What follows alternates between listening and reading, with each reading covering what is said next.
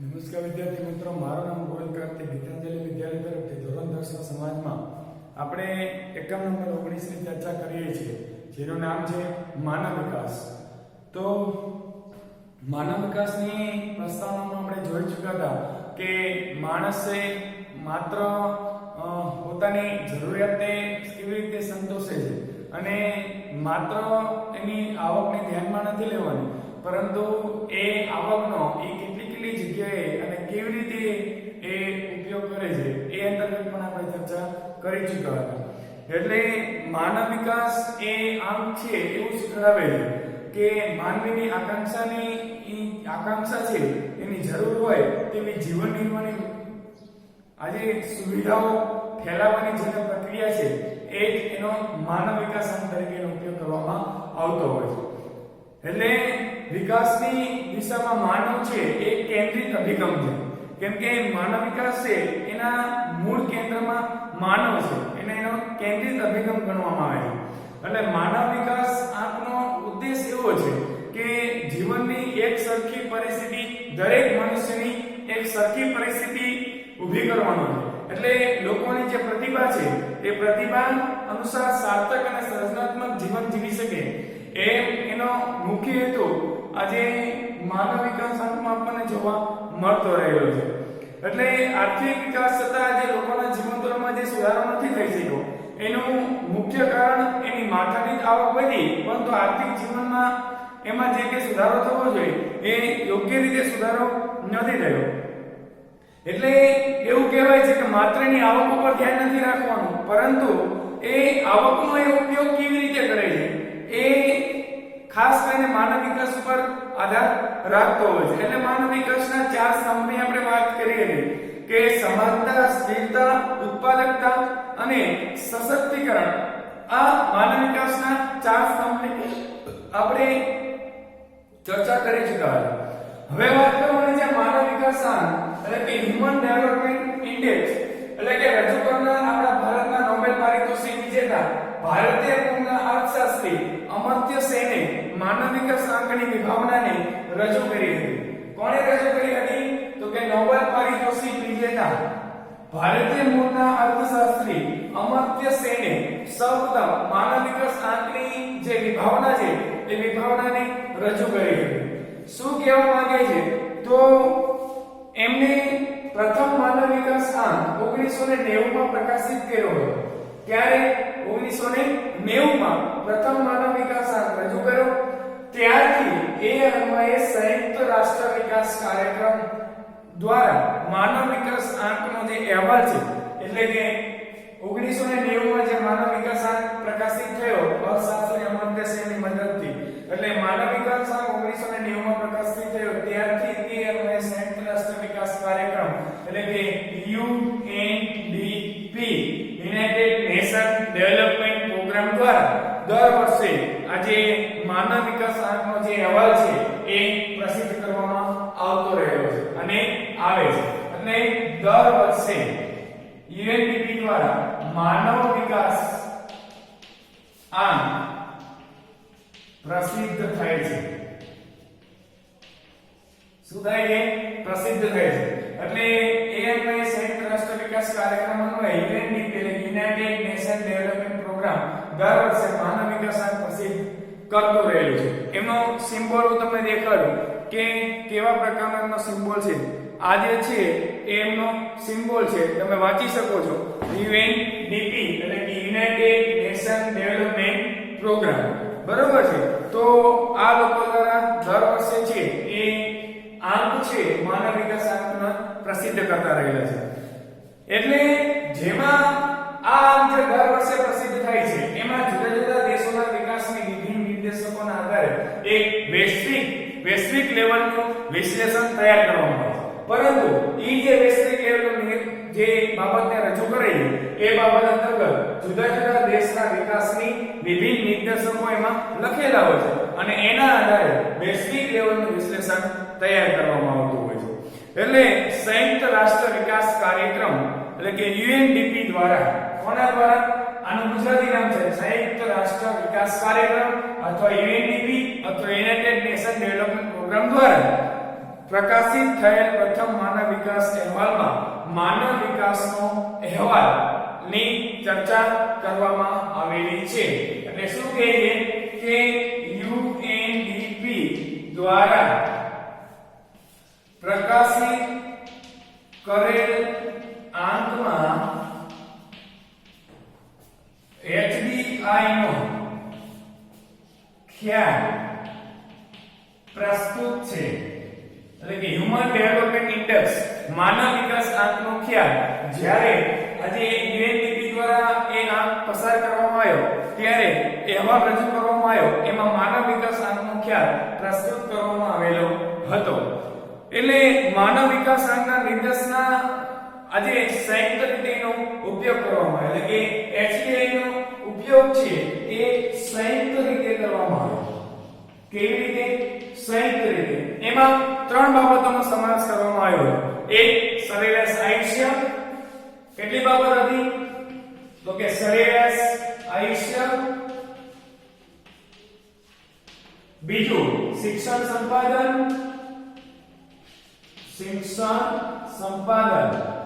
જે HDI અને UNDP દ્વારા જે માનવ વિકાસ આંકનો ખ્યાલ પ્રસ્તુત કરવામાં આવ્યો એમાં હ્યુમન ડેવલપમેન્ટ ઇન્ડેક્સનો ખ્યાલ પ્રસ્તુત કર્યો અને સંયુક્ત રીતે એને સ્વીકારવામાં આવ્યો જેમાં ત્રણ બાબતની ચર્ચા કરવામાં આવી. એક સરેરાશ આયુષ્ય, શિક્ષણ સંપાદન અને આવક આંક. કયો? આવક આંક. આ ત્રણ બાબતની ચર્ચા કરવામાં આવી. એટલે અહીંયા સમજવા જેવું એ છે કે માનવ વિકાસ આંક જે રજૂ કરવામાં આવ્યો શરૂઆતથી જો યાદ રાખવું હોય તો નોબેલ પારિતોષિક વિજેતા ભારતીય મૂળના અર્થશાસ્ત્રી અમર્ત્ય સેને આજે માનવ વિકાસ આંકના અહેવાલની પ્રસ્તુતતા કરી. પ્રથમ માનવ વિકાસ આંક 1990 માં પ્રકાશિત થયો. ત્યારથી સંયુક્ત રાષ્ટ્ર વિકાસ કાર્યક્રમ અન્વયે એટલે કે યુનાઇટેડ નેશન ડેવલપમેન્ટ પ્રોગ્રામ દ્વારા આજે દર વર્ષે માનવ વિકાસ આંક છે એ પ્રસિદ્ધ કરવામાં આવે છે. જુદા જુદા દેશના વિકાસના વિભિન્ન નિદર્શનોના આધારે એક વૈશ્વિક લેવલનું વિશ્લેષણ તૈયાર કરવામાં આવે છે. કેવું? વૈશ્વિક લેવલનું વિશ્લેષણ તૈયાર થાય છે. આ જે વિશ્લેષણ તૈયાર થાય છે એ અંતર્ગત દેશ દ્વારા કરવામાં આવેલા જે બધા યુનાઇટેડ નેશન ડેવલપમેન્ટ પ્રોગ્રામ સાથે દેશ જોડાયેલા છે અને UNDP દ્વારા જે વિકાસ થયો છે એ જુદા જુદા દેશનો વિભાગ અથવા એનો જે વિકાસ છે એને સાંકળી લેવામાં આવે અને વૈશ્વિક લેવલનું વિશ્લેષણ તૈયાર કરવામાં આવે. પછી UNDP દ્વારા માનવ વિકાસ આંક જે રજૂ કરવામાં આવ્યો છે એ માનવ વિકાસ આંકે હ્યુમન ડેવલપમેન્ટ ઇન્ડેક્સનો ખ્યાલ પ્રસ્તુત કર્યો અને એમાં ત્રણ બાબતની ચર્ચા સંયુક્ત રીતે કરી. પહેલું સરેરાશ આયુષ્ય, શિક્ષણ સંપાદન અને આવક આંક. હવે આપણે જે ચર્ચા કરવાની છે એ સરેરાશ આયુષ્ય, શિક્ષણ સંપાદન અને આવક આંક વિશે ચર્ચા કરવાની છે. જે આપણે જોઈ લઈએ કે ત્રણ બાબત જે જુદા જુદા દેશો દ્વારા સ્વીકારવામાં આવી છે અથવા જુદા જુદા દેશના જે માનવ વિકાસ આંક છે એના જે નિર્દેશકો છે એ નિર્દેશકોમાં પહેલી બાબત આવે છે સરેરાશ આયુષ્ય. હવે માનવ વિકાસ આંક અંતર્ગત સરેરાશ આયુષ્ય જે છે એ આપણને શું શીખડાવે છે? તો આ જે ત્રણ નિર્દેશકો છે એ ત્રણ નિર્દેશકોનો સંયુક્ત આંકના આધારે કોઈ એક દેશનો માનવ વિકાસ આંકનો ક્રમ નિર્ધારિત કરવામાં આવતો હતો. એટલે કે શિક્ષણ સંપાદન, અપેક્ષિત આયુષ્ય અને આવક આંક આ જે ત્રણ જ છે બાબત, આ જે ત્રણેય નિર્દેશકો છે એ કોઈ એક દેશના માનવ વિકાસ આંકનો ક્રમ એ નક્કી કરે છે કે આ દેશ પાસે ત્રણેય છે તો અપેક્ષિત આયુષ્ય કેટલું છે, આવક કેટલી છે અને શિક્ષણનો દર અથવા શિક્ષણનો જે સાક્ષરતાનો દર છે એ સાક્ષરતાનો દર કેટલો છે. આ ત્રણેય નિર્દેશકો એક આંક તૈયાર કરે છે અને UNDP દ્વારા માનવ વિકાસ અહેવાલ માટે માનવ વિકાસ આંક ની ગણતરી માટે વર્ષ 2009 સુધી ઉપરના ત્રણેય નિર્દેશકોનો ઉપયોગ કર્યો. કેટલા? તો કે સરેરાશ આયુષ્ય, બીજું શિક્ષણ સંપાદન, બરોબર છે, અને ત્રીજી આવક અથવા આવક આંક. આ જે ત્રણ હતી એ 2009 સુધી ચાલી. હવે આ જે આંક છે ત્રણેય સરેરાશ આયુષ્ય, શિક્ષણ સંપાદન અને આવક આંક એની ગણતરી 2009 સુધી ચાલી. એનો મતલબ એમ છે કે આપણે અગાઉ ચર્ચા કરી કે જે ત્રણેય આંક છે કોઈ પણ એક દેશના માનવ વિકાસ આંકનો જે ક્રમ છે એ ક્રમને નક્કી કરેલી. એટલે કે 2009 2009 સુધી સરેરાશ આયુષ્ય, શિક્ષણ સંપાદન અને આવક આ ત્રણેય પાસાઓને જોવામાં આવતા હતા. પરંતુ 2010 થી આની પરિસ્થિતિમાં બદલાવ થયો અને હવે નીચેની જે બાબતો છે એ જે હું તમને દર્શાવું છું એ નીચેની જે બાબત છે એની ચર્ચા કરવાની. એટલે શરૂઆત જ્યારે 2009 સુધી હતી ત્યારે સરેરાશ આયુષ્ય હતું, શિક્ષણ સંપાદન પણ હતું અને જીવન ધોરણ હતું. એટલે અહીંયા જે આવક છે એ નહોતું, સોરી શું હતું, અહીંયા જીવન ધોરણ હતું. એટલે પર કેપિટા માથાદીઠ આવક એ ત્રણ બાબતની ચર્ચા કરવાની હતી. ધીમે ધીમે વિકાસ થયો. 2009 સુધી કોઈ પણ એક દેશના ત્રણ ક્ષેત્રો હતા, એ ત્રણ ક્ષેત્રોની ચર્ચા કરવામાં આવતી. પછી એ ચર્ચાના અંતે 2010માં સુધારો થયો. એટલે પહેલો મુદ્દો આવ્યો સરેરાશ અપેક્ષિત આયુષ્ય. હવે આ જે છે એ મુદ્દાની ચર્ચા કરવાની કે સરેરાશ અપેક્ષિત આયુષ્ય, કેમ કે 2009 સુધી જે ત્રણ મુદ્દાની ચર્ચા કરી હતી એમાં સમય જતા 2010 માં એ ત્રણ મુદ્દાના જગ્યાએ પહેલો મુદ્દો આવ્યો કે સરેરાશ અપેક્ષિત આયુષ્ય.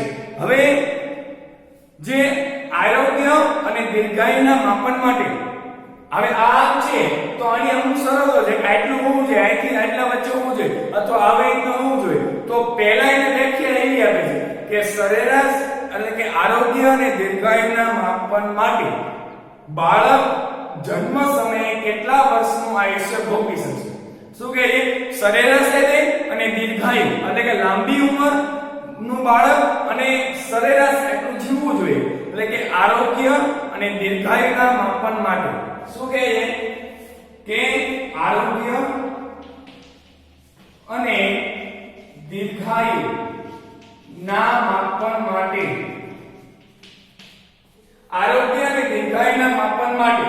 બાળકના જન્મ સમય એટલે કે બાળકના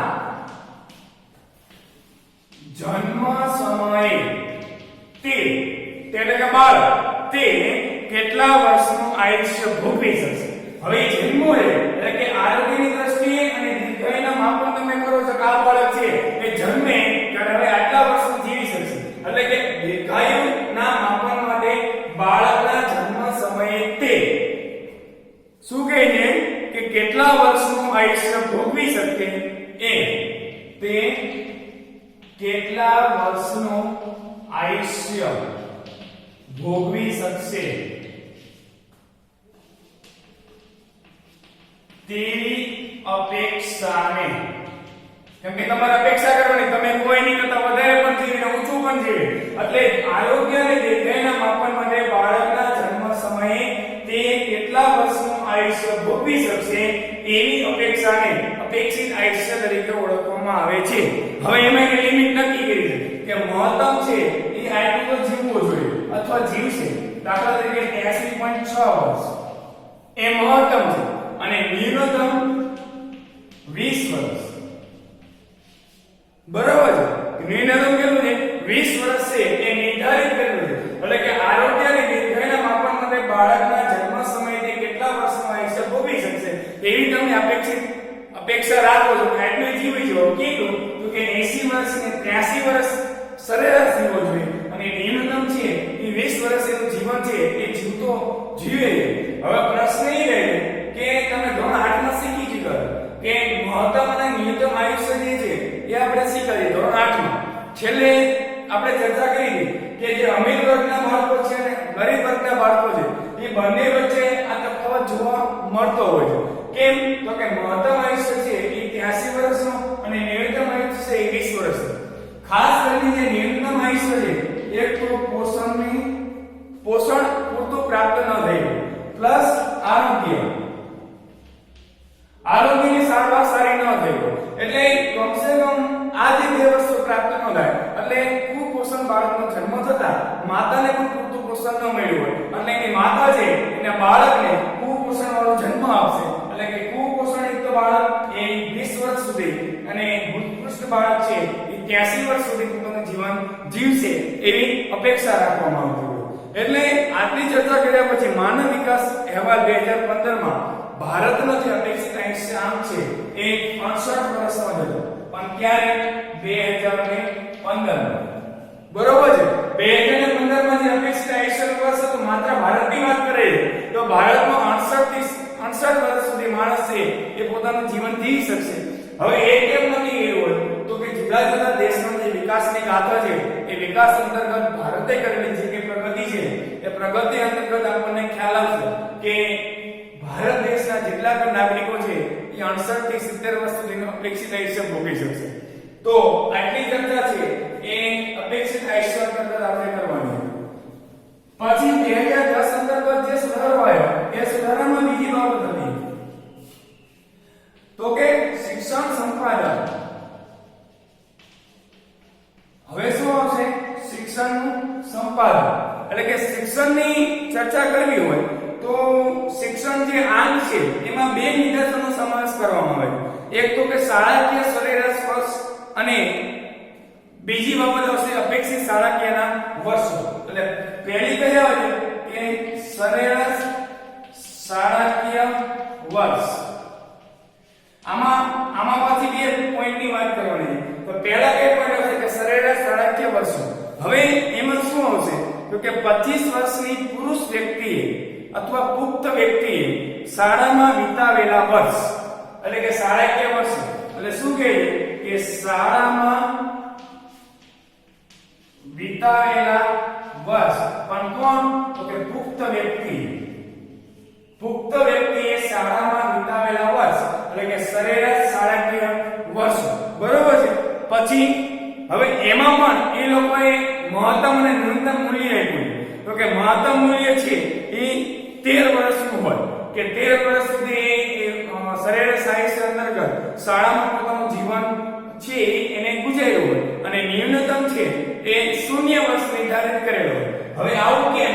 તો કે અહીંયા આપણે વાત શું કરીએ છીએ કે સરેરાશ શાળાકીય વર્ષ એટલે કે શાળામાં વિતાવેલ વર્ષ જે કે પુખ્ત વ્યક્તિ છે એ પુખ્ત વ્યક્તિએ શાળામાં વિતાવેલા વર્ષ. અને સમજી લો કે આનું લઘુત્તમ કેટલું છે તો કે 13.3 વર્ષ અને ન્યૂનતમ જે છે એ ન્યૂનતમ 0 વર્ષ.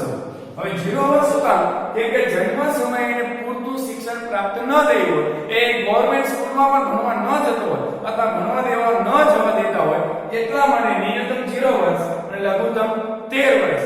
આ જે ચર્ચા છે એ સરેરાશ શાળાકીય વર્ષની. હવે જે વાત કરવાની છે પણ આમાં તકલીફ છે. દાખલા તરીકે આપણે જે અપેક્ષિત આયુષ્યમાં માનવ વિકાસ આંક 2015 માં જે રીતે આંક 68 વર્ષનું જે જીવન નક્કી કર્યું એ રીતે સરેરાશ શાળાકીયમાં હ્યુમન ડેવલપમેન્ટ ઇન્ડેક્સ 2015 માં એને આંક આપ્યો છે કે આટલું વર્ષ હોવું જોઈએ. કેટલા? તો કે 5.4 વર્ષ. હવે આ જે 5.4 વર્ષ છે એ HDI દ્વારા 2015 માં આંક આપ્યો છે કે સરેરાશ આપ્યું રહેશે. બરાબર.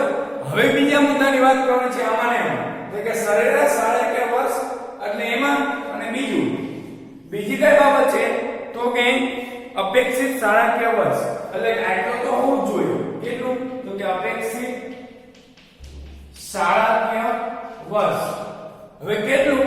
તો કે 5 વર્ષનું બાળક પોતાના જીવનના કેટલા વર્ષ શાળામાં વિતાવશે? શું કહે છે કે 5 વર્ષનું બાળક પોતાના જે 5 વર્ષનું બાળક છે પોતાના જીવનના કેટલા વર્ષ શાળામાં વિતાવશે?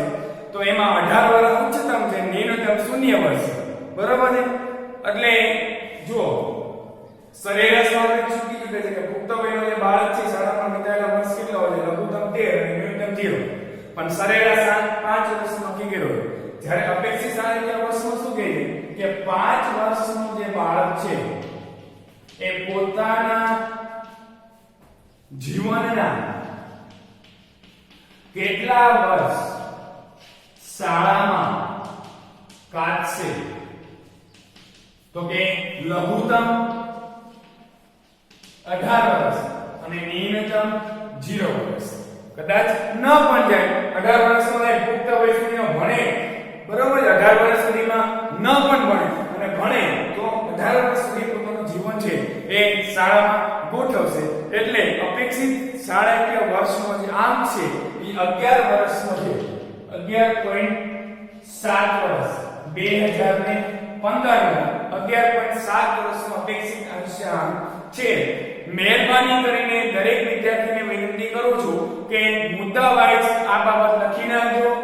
પહેલા શિક્ષણ સંવાદે લખવાનું, એમાં પહેલો મુદ્દો લખવાનો કે સરેરાશ શાળાકીય વર્ષ, પછી એની જે તમને વ્યાખ્યા આપી છે એ લખવાની, પછી લઘુત્તમ ન્યૂનતમ મુદ્દો લખવાનો અને 2015 માં સરેરાશ શાળાકીય વર્ષ અંતર્ગત સરકારે કેટલું નક્કી કર્યું છે, હ્યુમન ડેવલપમેન્ટ ઇન્ડેક્સ કેટલી નક્કી કર્યું છે એ લખવાનું. બરોબર છે? તો જ તમને યાદ રહેશે. બરોબર છે? હવે વાત કરવાની છે આવક, એટલે કે ઇન્કમ પર કેપિટા. આવક કેટલો છે એ જોવાનું. શું બાબત છે? આવક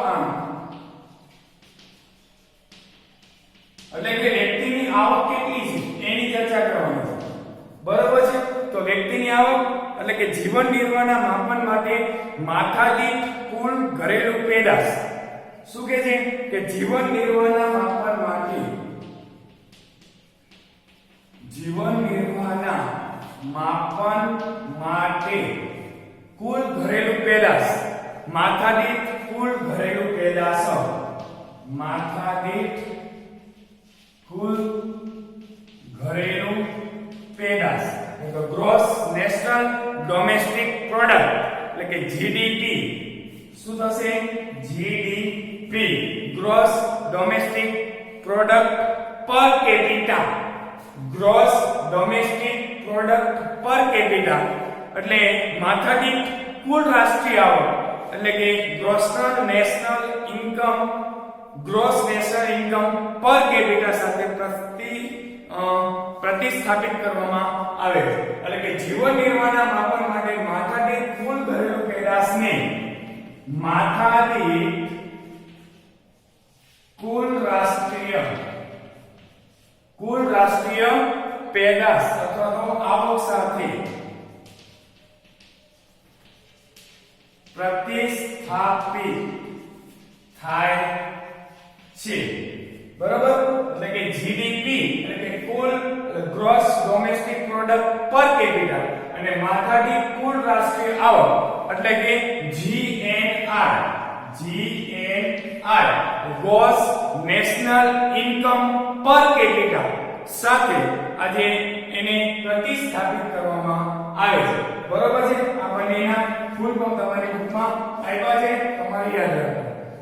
હવે માનવ વિકાસ આંક જે છે એને અહેવાલ 2015 માં ભારતની જે કુલ માથાદીઠ આવક હતી એને કુલ રાષ્ટ્રીય આવક કેટલી આવી? માનવ વિકાસ આંકના અહેવાલ એટલે કે HDI હ્યુમન ડેવલપમેન્ટ ઇન્ડેક્સ 2015 માં આવકનું જે સ્તર છે એને નક્કી કર્યું $5497 શું આ કઈ હતી? તો કે માથાદીઠ કુલ રાષ્ટ્રીય આવક. બરોબર છે?